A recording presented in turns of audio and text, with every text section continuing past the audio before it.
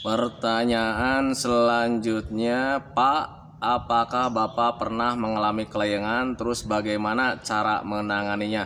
Untuk saya pribadi, bahkan untuk orang-orang yang terkena gangguan asam lambung dan asiatis psikosomatis paling dominan sekali mengalami kelayangan.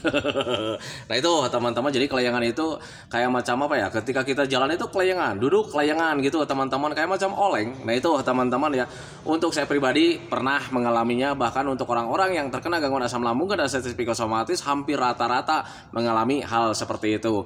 Nah kenapa untuk orang-orang yang terkena gangguan asam lambung dan asiatis psikosomatis mengalami kelayangan gitu teman-teman ya? Itu biasanya penyebabnya ada dua gitu teman-teman ya.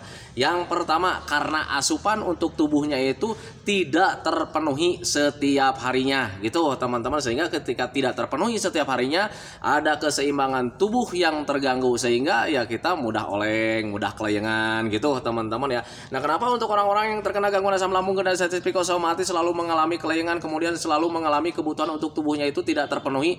Wajar menurut saya gitu teman-teman, kalau seandainya pencernaannya itu belum membaik sempurna gitu teman-teman. Jadi ketika kalian mengkonsumsi makanan yang banyak bergizi juga gitu teman-teman ya, nilai kebaikan dari makanan tersebut itu teman-teman tidak terserap sempurna oleh tubuh kita gitu teman-teman. Nah, makanya wajar kalau seandainya kebutuhan untuk tubuh kita itu tidak terpenuhi setiap harinya, dan wajar juga kalau seandainya nanti keseimbangan tubuh terganggu gitu teman-teman, dan wajar juga kalau seandainya nanti ada oleng, agak kelayangan gitu teman-teman ya. Nah itu pengalaman saya dulu saat terkena gangguan asam lambung dan asiatis psikosomatis. Kemudian penyebab yang saya rasakan dulu saat ada kelayangan itu, selain dari pencernaannya yang belum membaik, dari dari keseimbangan tubuh yang terganggu, itu kelayangan bisa diakibatkan karena kita stres, terlalu banyak pikiran teman-teman, dan biasanya itu stresnya itu terlalu banyak pikirannya itu ke hal-hal yang negatif teman-teman, ke hal-hal yang tidak diinginkan gitu teman-teman ya, sehingga tanpa disadari di situ ketika kita terus berpikir tentang hal-hal yang negatif teman-teman ya, hal-hal yang membuat kita tidak nyaman ya, ketakutan dan sebagainya teman-teman ya, di situ ada pengurasan energi teman-teman. Dan ketika energi kita terkuras oleh stres, sudah pasti ya kebutuhan untuk tubuh itu tidak terpenuhi setiap harinya. Wajar kalau seandainya nanti ada keseimbangan tubuh yang terganggu, wajar juga kalau seandainya ada kelayangan. Nah itu teman-teman ya. Nah makanya ketika kalian sudah tahu penyebabnya dari situ gitu teman-teman ya, ketika kalian ingin menangani kelayangannya, tangani saja dua-duanya teman-teman ya. Oh ini yang pertama, dari dari kebutuhan tubuh yang tidak terpenuhi setiap harinya. Gimana caranya supaya kebutuhan untuk tubuh itu terpenuhi setiap harinya? Sering makan saja, sering ngemil saja gitu teman-teman. Usahakan mineralnya juga harus penuh, minimal 8 gelas dalam sehari, jangan sampai kurang. Nah itu teman-teman ya. Nah tetapi Pak, saya itu sekarang sudah sering makan, ngemilnya juga sudah sering, minumnya juga sudah minimal 8 gelas dalam sehari, tetapi masih ada kelayangan juga. Hindari juga pengurasnya teman-teman ya. Pengurasnya apa itu? Stres, selalu banyak pikiran teman-teman. Dan biasanya untuk orang yang terkena asam itu stresnya itu gara-gara penyakit teman-teman ya, gara-gara hal-hal yang tidak diinginkan. Tanpa disadari di situ ada stres. Dan apakah betul stres atau terlalu banyak pikiran itu bisa menguras energi kita itu dengan cepat gitu teman-teman ya? Tengok orang yang terlalu banyak pikiran teman-teman ya, biasanya itu mereka itu nggak pernah gemuk-gemuk jadi kurus terus ya badannya. Nah itu teman-teman ya, termasuk Anda mungkin ya, termasuk saya juga dulu gitu teman-teman ya, ketika terlalu banyak pikiran ya badan saya itu turun drastis. Nah itu teman-teman ya. Nah sehingga kebutuhan untuk tubuhnya tidak terpenuhi, akhirnya ya wajar kalau seandainya sering mengalami kelayangan. Nah itu teman-teman. Nah, makanya bagi teman-teman yang ingin menangani kelayangan, alangkah baiknya kalian tangani dua-duanya. Yang pertama, penuhi kebutuhan untuk tubuhnya setiap harinya gitu teman-teman ya. Yang kedua, hindari pengurasnya kayak macam stres atau terlalu banyak pikiran. Nah itu teman-teman ya.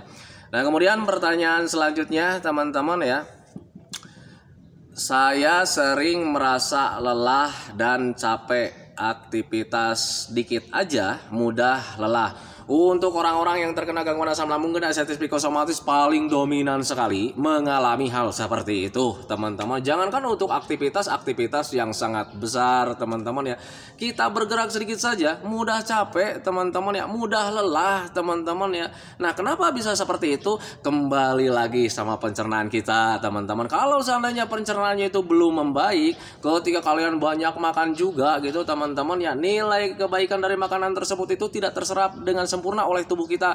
Wajar kalau seandainya tenaganya sedikit, wajar kalau seandainya energinya itu sedikit gitu teman-teman. Yang tadinya mungkin sebelum terkena gangguan aslam, kalian mengkonsumsi makanan satu piring, itu mungkin nilai energinya itu terserap sempurna gitu teman-teman oleh tubuh kita, mungkin bisa 100% gitu teman-teman, dan akhirnya tenaganya itu kuat mungkin dari pagi sampai sore gitu teman-teman. Nah ternyata ketika terkena gangguan aslam, itu mungkin dari satu piring itu energinya itu terambilnya itu mungkin cuma 20% teman-teman. Sehingga ketika kita aktivitas sedikit saja mudah lelah, mudah capek, wajar menurut saya gitu teman-teman. Nah makanya bagi teman-teman yang sekarang sedang mengalami mudah lelah, mudah capek gitu teman-teman, ya kalian gak usah khawatir teman-teman, biasanya penyebabnya itu gitu teman-teman. Jadi ketika pencernaannya belum membaik, ketika kita mengkonsumsi makanan apapun, nilai kebaikan dari makanan tersebut itu tidak terserap sempurna oleh tubuh kita teman-teman ya,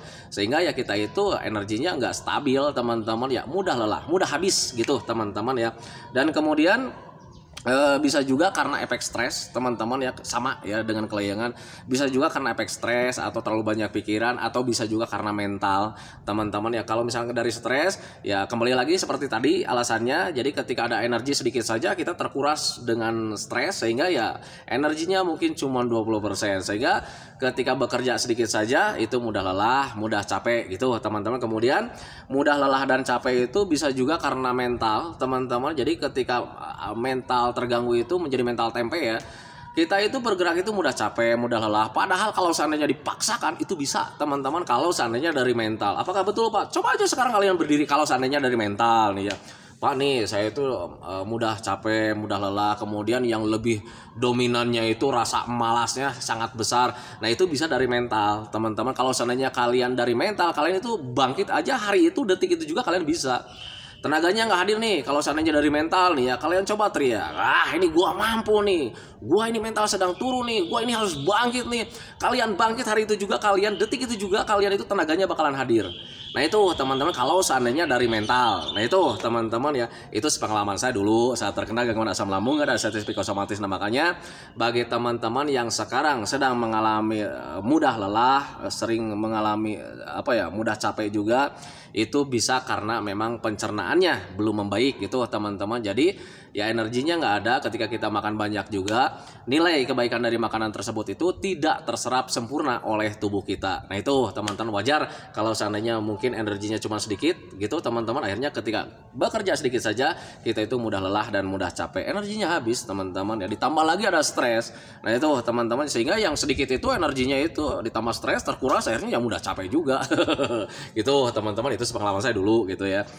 Nah kemudian pertanyaan selanjutnya ya, saya selalu bermimpi buruk, akhirnya suka cemas. Nah itu orang yang terkena gangguan asam lambung dan status psikosomatis, untuk saya pribadi juga gitu teman-teman, dulu saat belum membaik dari gangguan asam, itu setiap malamnya itu selalu bermimpi buruk teman-teman ya. Dan ketika belum memahami kenapa ini setiap hari itu, setiap malam itu selalu bermimpi buruk, akhirnya di situ ada kecemasan. Soalnya untuk orang yang kena asam, biasanya ketika bermimpi buruk itu selalu dikait-kaitkan dengan kematian, bertanda-tanda kematian. Nah itu teman-teman, sehingga membuat kita cemas, tidak nyaman gitu teman-teman ya. Nah untuk orang-orang yang terkena gangguan asam lambung dan status psikosomatis, ketika kalian sering bermimpi buruk teman-teman ya, jangan pernah kalian kait-kaitkan dengan pertanda-tanda kematian. Jangan teman-teman, sehingga ketika nanti kalian kait-kaitkan seperti itu, kalian menambah ketakutan dan cemasnya bakalan hadir lagi. Nah itu teman-teman ya, kalian harus meyakini dan harus mempercayai ketika kita bermimpi itu sebetulnya adalah bunga ketika kita berpikir gitu teman-teman ya. Coba ingat-ingatlah, ketika kalian setiap harinya itu berpikir yang bahagia-bahagia ya, ketika kalian berpikir yang bahagia-bahagia, yang menyenangkan teman-teman ya, mungkin kalian itu dapat undian, dapat hadiah teman-teman ya. Sehingga ketika kalian berpikir kesenangan setiap harinya, membayang-bayang kesenangan setiap harinya teman-teman ya, itu nanti tidur kalian juga akan terpengaruh teman-teman, dan kalian mungkin akan akan membayangkan, akan bermimpi yang menyenangkan juga teman-teman ya. Kita misalkan ya, wah nih dapat pacar baru nih, pacarnya cantik nih. Kemudian kita itu selalu membayangkan pacaran dengan dia, jalan-jalan di taman sambil berpegangan tangan gitu teman-teman, karena selalu berpikir seperti itu teman-teman. Nanti mimpi kalian juga akan yang menyenangkan teman-teman ya, kalian jalan-jalan di taman seneng rasanya. Nah itu teman-teman, sehingga ketika terbangun juga di pagi hari kalian membayangkannya, semoga saja menjadi kenyataan. Kan seperti itu teman-teman ya. Tetapi berbeda untuk orang-orang yang terkena gangguan asam lambung dan sensitif psikosomatis. Setiap harinya selalu berpikir tentang hal negatif teman-teman ya. Wah ini sedang sakit nih.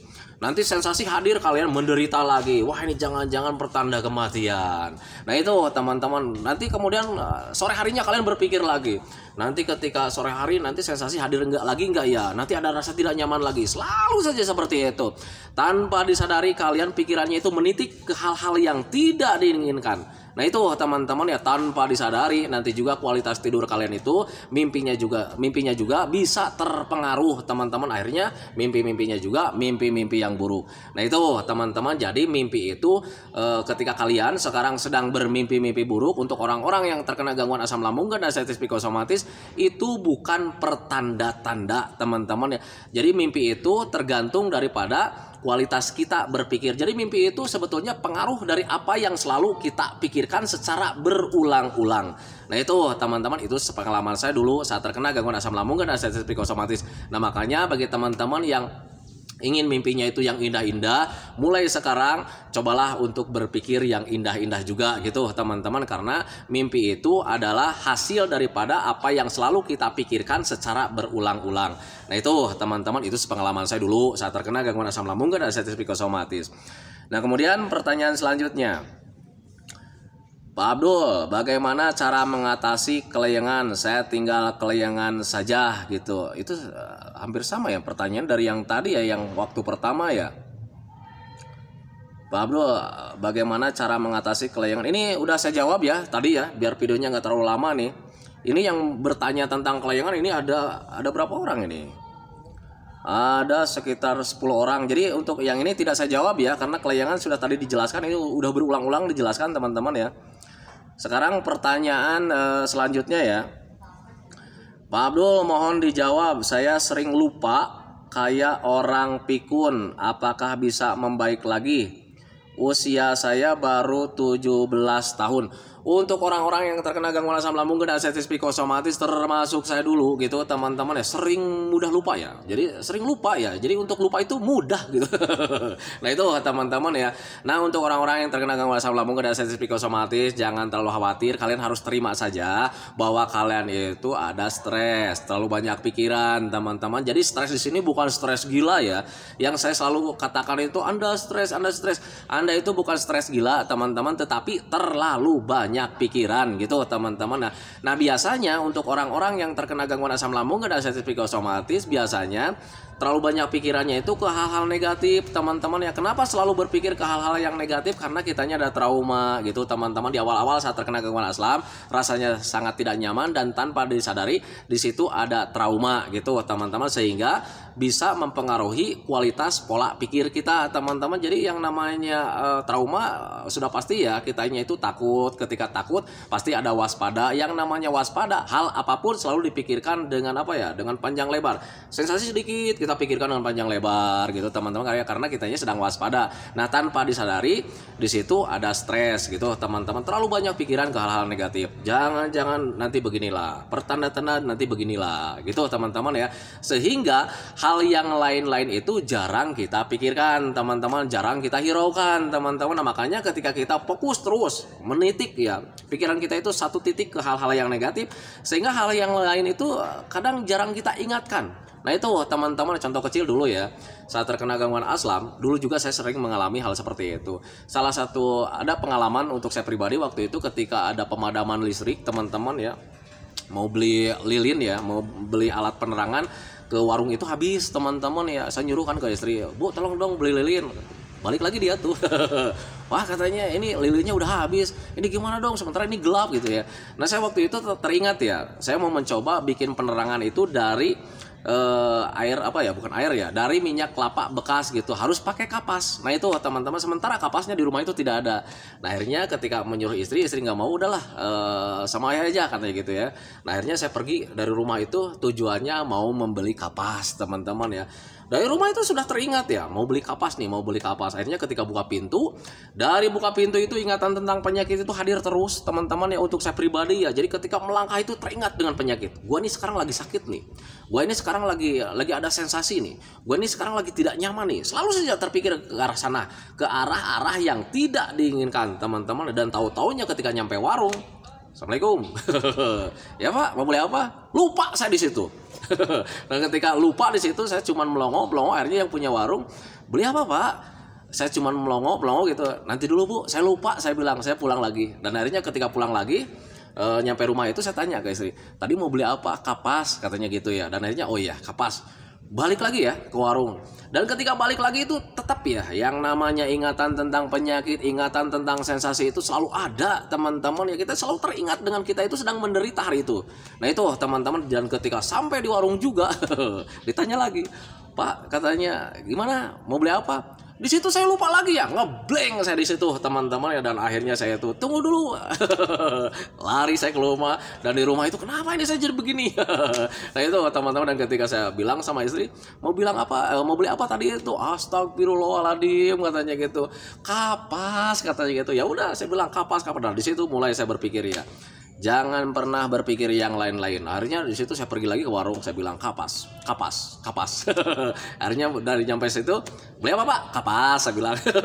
Mulai mabuk di situ karena ya tidak berpikir ke yang lain-lain. Nah itu teman-teman, nah, makanya bagi teman-teman yang sekarang mempunyai sensasi mudah lupa gitu teman-teman ya, itu sebetulnya efek stres gitu teman-teman. Kita itu pikirannya itu sibuk menitik ke satu fokus teman-teman, menitik ke satu titik, yaitu biasanya ke arah-arah penderitaan teman-teman, dan akhirnya hal-hal yang lain itu jarang kita indahkan. Nah itu teman-teman, sehingga wajar menurut saya kalau seandainya kalian itu mudah lupa. Tetapi apakah bisa membaik? Bisa, nanti juga bisa membaik dengan sendirinya. Nah sekarang bagaimana caranya?